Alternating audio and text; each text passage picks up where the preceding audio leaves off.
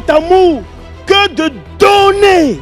Il ne donne pas son argent, il ne donne pas son temps, il donne tout, sa vie. L'amitié compte dans le royaume des cieux. Cherchez les bons amis. Il y a ceux qui portent avec vous vos douleurs. Il y a ceux qui compatissent avec vous. Il y a ceux qui soignent vos blessures avec vous et qui évoluent avec vous. Mais il y a d'autres qui appuient encore là où ça fait mal. Pour que vous succombez. Parce que l'inverse de donner là, il y a aussi l'inverse pour Satan. Le centenier va envoyer qui? Ça dit simplement un mot. Mon serviteur sera guéri. Fais sortir de ta langue le pouvoir que tu détiens. De l'instabilité à la stabilité, il n'y a qu'une seule parole, ce que Dieu dit. De la faiblesse à la force, il n'y a qu'une seule parole, ce que Dieu dit.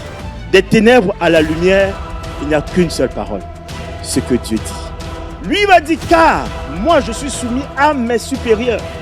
La soumission. La structure spirituelle voudrait qu'on commence par la tête en descendant, dans l'obéissance. Si toi tu n'es pas soumis à tes supérieurs, comment voudrais-tu que Dieu intervienne dans ta vie? Si j'obéis à la tête, forcément les membres vont obéir aussi. Alléluia. Mais si chaque membre fait comme il veut, là il n'y a plus de soumission. La rébellion commence quand on refuse de se soumettre à ce qui est supérieur.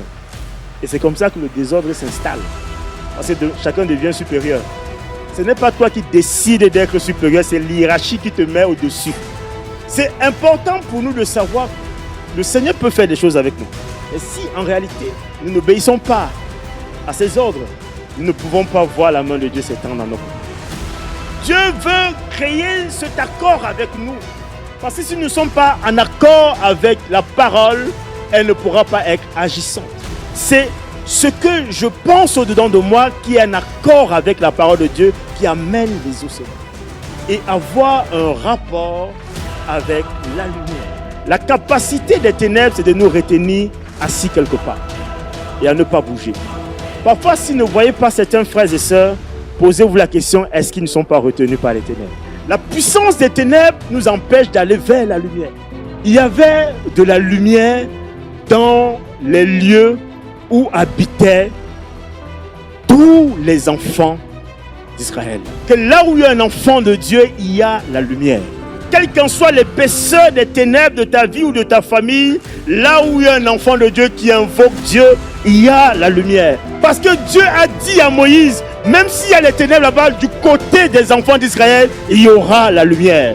Il te dit, si tu es enfant de Dieu, il y a la lumière. Ne laisse pas l'ennemi te faire croire le contraire. Les ténèbres reculent devant la lumière. Dieu a séparé le lieu là où il y avait les ténèbres. C'est pourquoi il dit, ne vous mélangez pas avec eux, parce que là-bas, c'est le côté des ténèbres que ta lumière brille encore. C'est-à-dire que les ténèbres qui ont commencé vont se dissiper à cause de ta lumière. La Bible déclare que la vie et la mort est au bout de la langue. Et que celui qui sait s'en servir en mangera les fruits. Donc il y a un pouvoir dans ta langue. Tu peux maintenant commencer à proclamer et à prophétiser même sur ta propre vie.